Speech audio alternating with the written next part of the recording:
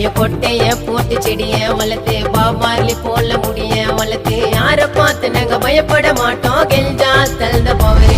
ஒரு அட்டில உட்காந்து 4 பேர் சேர்ந்து காலி பண்ணோம் கவர வாசம் மிட்டா சாயி பாபா சிவமயமானப்பா அந்த கிசா உள்ள நான் சிவனை பார்க்க நிலவு கேத்தா போனப்பா